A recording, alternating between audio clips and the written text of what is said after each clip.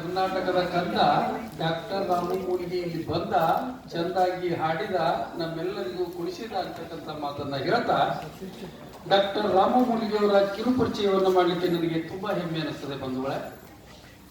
ಇವತ್ತು doctor ರಾಮಮೂಲಿಗೆಯವರು 1963ರಲ್ಲಿ April 4ರಂದು Hubballi ತಾಲೂಕಿನ ನೂಲಿ ಗ್ರಾಮದ ಬಡ ರೈತನ ಮನೆಯಲ್ಲಿ ಜನಿಸಿ ನಂತರ ತಮ್ಮ ವಿದ್ಯಾಭ್ಯಾಸವನ್ನು ಮುಗಿಸಿ ಅವರು ಪ್ರಾಥಮಿಕ ಶಾಲಾ ಶಿಕ್ಷಕರಾಗಿ ತಮ್ಮ ಸೇವೆಯನ್ನ ಮಾಡ್ತಾ ಹಲವಾರು ಶಾಲೆಗಳಲ್ಲಿ ಕ್ರಿಯಾತ್ಮಕವಾಗಿರ್ತಕ್ಕಂಥ ಶಿಕ್ಷಕರಾಗಿ ತಮ್ಮ ಸೇವೆಯನ್ನ ಮಾಡಿದ್ದಾರೆ.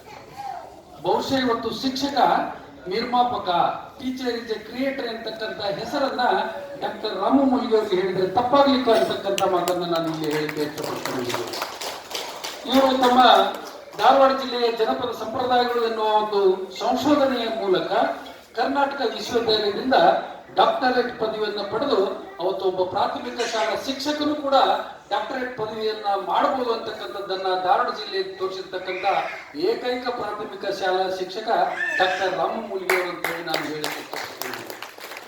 ನಂತರ ಇವರು ತಮ್ಮ ವೃತ್ತಿಯಲ್ಲಿ ಜಾನಪದ ಕಲೆಯನ್ನ ತಮ್ಮ ಸೊಗಡನ್ನ ಮಾಡಿಕೊಂಡು ಹಲವಾರು ರೀತಿಯ ಜಾನಪದ ಕಲೆಗಳನ್ನ, ಸಂಗೀತಗಳನ್ನ ರಚನೆ ಮಾಡೋದ್ರ ಮೂಲಕ ಈ ಕರ್ನಾಟಕದಲ್ಲಿ ಜಾನಪದ ಗಾರುಡಿಗ ಎಂತಕ್ಕಂಥ ಅಭಿನಂದನೆಗೆ ಪ್ರಾಪ್ತರಾಗಿರ್ತಕ್ಕಂಥವ್ರು ನಮ್ಮ ಡಾಕ್ಟರ್ ರಾಮಮೂಲಿಗೆ ಅವರಂತ ಬಹಳ ಸಂತೋಷದಿಂದ ಹೇಳ್ತಾ ಇದ್ದೇನೆ ಬಂಧುಗಳೇ. ನಂತರ ಇವರ ಒಂದು ಕಾರ್ಯಶೈಲಿಯನ್ನ, ಇವರ ಸೊಗಸಾದ ಕನ್ನಡದ ಸೇವೆಯನ್ನ ಮೆಚ್ಚಿರ್ತಕ್ಕಂಥ ಕನ್ನಡ ವರ್ಷದ ವ್ಯಕ್ತಿಯಾಗಿ 2008ರಲ್ಲಿ ಇವರು ಆಯ್ಕೆ ಆಗ್ತಾರೆ. ರಾಷ್ಟ್ರೀಯ ಶಿಕ್ಷಕ ಉನ್ನತ ಪ್ರಶಸ್ತಿಯಾಗಿರ್ತಕ್ಕಂಥ ರಾಷ್ಟ್ರ ಶಿಕ್ಷಕ ನೇಷನ್ ಟೀಚರ್ ಅಂತಕ್ಕಂಥ ಅವಾರ್ಡ್ ಅನ್ನ ಪಡೆದುಕೊಂಡಿದ್ದಾರೆ. ಈ ಅವಾರ್ಡಿನಿಂದ ಬಂದಿರತಕ್ಕಂಥ 2,50,000 ರೂಪಾಯಿಗಳನ್ನ 2,50,000 ಅದನ್ನ ತಾವು ನಡೆಸ್ತಕ್ಕಂಥ ಒಬ್ಬ ನಿರ್ಗತಿಕ ಮತ್ತು ಅತ್ಯಂತ ಕಡು ಬಡ ವಿದ್ಯಾರ್ಥಿಗಳ ಒಂದು ಹಾಸ್ಟೆಲ್ ಅನ್ನು ಅವರು ನಡೆಸ್ತಾ ಇದ್ದಾರೆ. ಆ ಹಾಸ್ಟೆಲ್ಗೆ ಆ ಹಣವನ್ನ ಕೊಟ್ಟಿರ್ತಕ್ಕಂಥ ಒಬ್ಬ ಮಹಾನ್ ದಾನಿ ಶಿಕ್ಷಕ ಡಾಕ್ಟರ್ ರಾಮಮೂಲಿಗೆ ಅಂತ ಹೇಳಿಕೆ ಖುಷಿ ಆಗ್ತದೆ. ಇವರು ಆಕಾಶವಾಣಿಯಲ್ಲಿ ಹಲವಾರು ರೀತಿಯ ತಮ್ಮದೇ ಆಗಿರ್ತಕ್ಕಂಥ ಜಾನಪದ ಶೈಲಿಗಳನ್ನು, ನಾವೆಲ್ಲರೂ ಕೂಡ ಇಲ್ಲಿದ್ದವರು ಜಾನಪದ ಗ್ರಾಮೀಣ ಸೊಗಡಿನಿಂದ ಬಂದಿರತಕ್ಕಂಥವರು ಕಾಲಾಂತರದಲ್ಲಿ ಬದಲಾವಣೆ ಆಗ್ತಾ ಇದ್ದೇವೆ. ಆ ಬದಲಾವಣೆಗೆ ಮೂಲ ಬೇರು ನಮ್ಮ ಜಾನಪದ ಅಂತಕ್ಕಂಥದ್ದನ್ನ ಅದನ್ನ ಎತ್ತಿ ಹಲವಾರು ರೀತಿಯ ಜಾನಪದ ಸಂಗೀತದ ಮೂಲಕ, ಜಾನಪದ ಹಾಡುಗಳ ರಚನೆ ಮೂಲಕ ಈ ಕರ್ನಾಟಕದ ಮನೆ ಮಾತಾಗಿದ್ದಾರೆ ನಮ್ಮ ಇಂದಿನ ಶ್ರೀ ಡಾಕ್ಟರ್ ರಾಮಮೂಲಿಗೆ ಅವರು. ಇವರ ಈ ಸೇವೆಯನ್ನ ಮೆಚ್ಚಿ ರಾಷ್ಟ್ರ ಮಟ್ಟದ ಅತ್ಯುತ್ತಮ ಶಿಕ್ಷಕ ಪ್ರಶಸ್ತಿಯನ್ನ ಅಂದಿನ ಪ್ರಧಾನಿಗಳಾಗಿರ್ತಕ್ಕಂಥ ಮನಮೋಹನ್ ಸಿಂಗ್ ಹಾಗೂ ರಾಷ್ಟ್ರಪತಿಗಳಾಗಿರ್ತಕ್ಕಂಥ ಪ್ರಣವ್ ಮುಖರ್ಜಿ ಅವರು ಇವರಿಗೆ ಗೌರವಿಸಿ 1,11,000 ರೂಪಾಯಿಗಳನ್ನ ಕೊಡಮಾಡ್ತಾರೆ.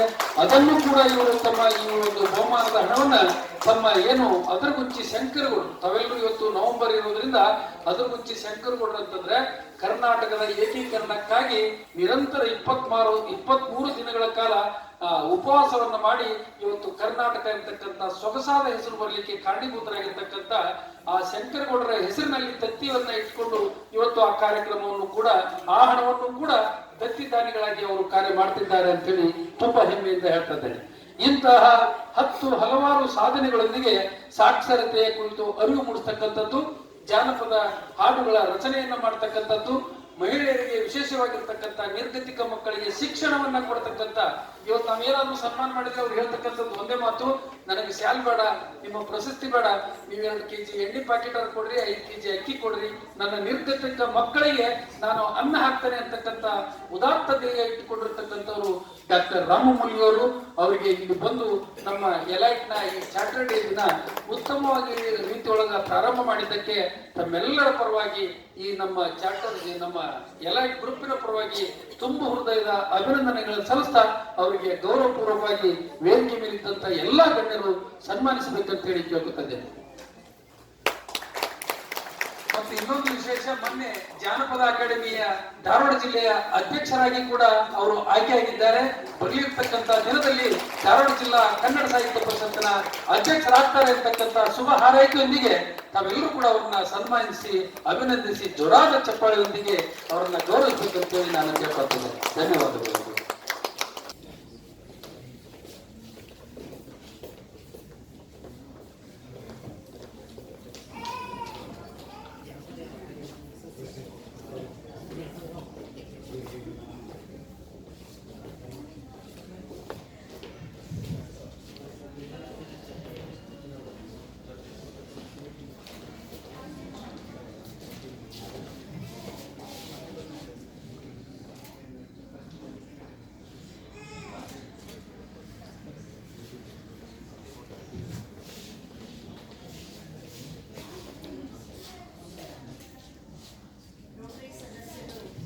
ಯಾರ್ಯಾರು ಲಕ್ಕಿ ನೋಟ್ರಿ ರಿಜಿಸ್ಟರ್ ಅಲ್ಲಿ ತಮ್ಮ ಹೆಸರನ್ನ ಬರೆದಿಲ್ಲ ದಯವಿಟ್ಟು